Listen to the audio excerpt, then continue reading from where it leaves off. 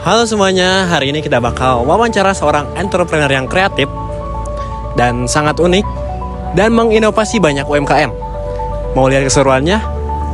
Stay tune.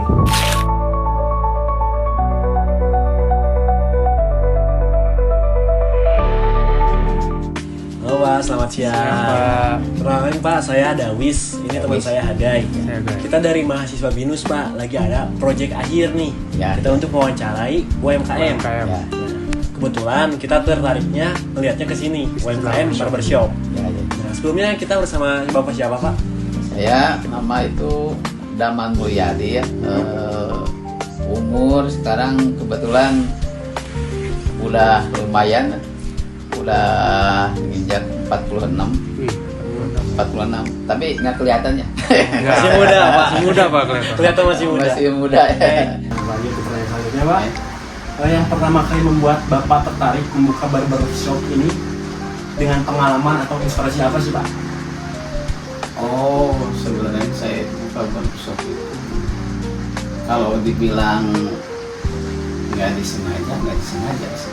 Awalnya dari cuman mengembangkan hobi aja dari kecil. Baik, lanjut ke pertanyaan yang kedua ya Pak. Ya. Sebenarnya apa sih yang membuat Bapak termotivasi untuk menjalankan bisnis ini sampai sekarang? Dari 2010 tuh, kan lama tuh. Ya, Motivasinya apa sih Pak sampai sekarang? ya motivasinya ya kebanyakan orang usaha kan di sana mah pengen mempunyai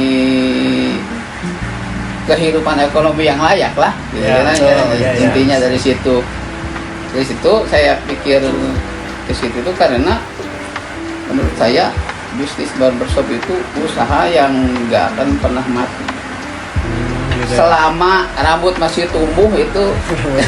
Ya. Usaha barbershop atau cukur rambut tetap akan terus berdiri. Lanjut ke pertanyaan ketiga ya Pak ya. Bagaimana sih Bapak menemukan peluang bahwa barbershop ini layak dibuka gitu? Target pasarnya apa? Daerahnya strategis atau enggak? Kayak gitu gimana Pak? Ya, pengalaman saya sebelum buka barbershop itu jadi harus lihat pasar dulu. Lihat pasar. Lihat pasar dulu. Yang kedua, dilihat dari ini jumlah penduduk. Saya pikir jumlah penduduk ini bakal banyak. Nah, lanjut ke pertanyaan selanjutnya. Sebenarnya apa sih ide awal yang Bapak buat sampai yakin dengan konsep barbershop ini? Yang tadi kan Bapak ngomongin konsep nih. Konsepnya itu kan modern. Ya. Nah, kenapa Bapak itu yakin itu dan berbeda dari yang lain kan waktu itu? Nah, kenapa tuh? Saya berusaha meyakinkan konsumen itu dengan penampilan gitu. Kayak cat rambut, diwarna-warni, apalah bikin ciri khas kayak gitu. Selain tempat saya bikin ciri khas. Sekarang saya lagi ngembangin satu konsep lagi nih. Ada konsep baru ini, saya menerapkan sistem kamera. Ya, pengerjaan itu kamera muter kayak gitu. Kamera 360 Ya, derajat. 360 derajat. Oke. 360 derajat. Istilahnya kalau konsumen itu yang biasa dicukur ngantuk atau gini, ini dia nggak bakal gini. Soalnya dia bisa lihat. Kayak lihat TV gitu ya, Pak? Kayak TV gitu. Iya, iya. Nonton proses pencukurannya. Proses pencukurannya ya, gitu iya, iya, konsepnya. Saya yakin ini belum ada yang lain. Masih jarang sih Pak kayaknya. Belum. Oh, belum ada. Ini Belum ada sama ini original saya. Gitu. Original ide saya ini. Ya. Bagaimana sih Bapak memastikan bahwa bisnis ini berjalan dengan baik? Penggunaan produk berkualitas dan sebagainya itu seperti apa Pak?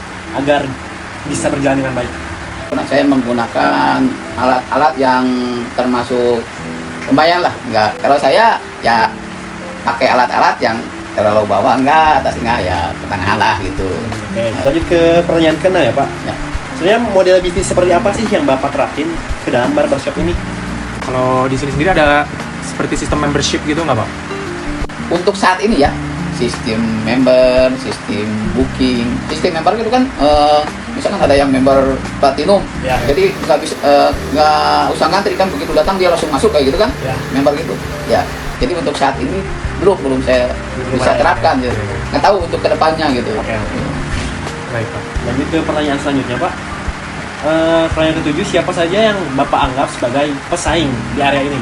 Oh. Ada nggak sih barbershop yang lain atau bahkan cukur yang lain sebagai kompetitor utama dari ini? Oh, ada. Ada. Menurut saya itu kompetitor utama dari barbershop cukur adalah itu yang di Pastanjakan itu, yang urban yang ada kafenya itu sebelah kiri, iya. ya itu.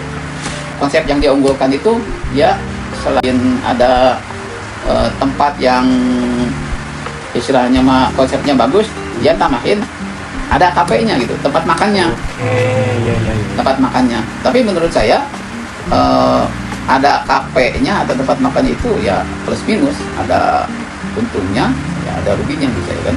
Kalau Biar menjaga keunggulan dari kompetitor tersebut tuh kayak gimana sih Pak? ya ini diantaranya yang tadi saya udah omongin, Yang konsep baru ini. konsep yang baru ini. Selain kita menjaga kualitas, saya berusaha berinovasi kayak gitu kan. Oke.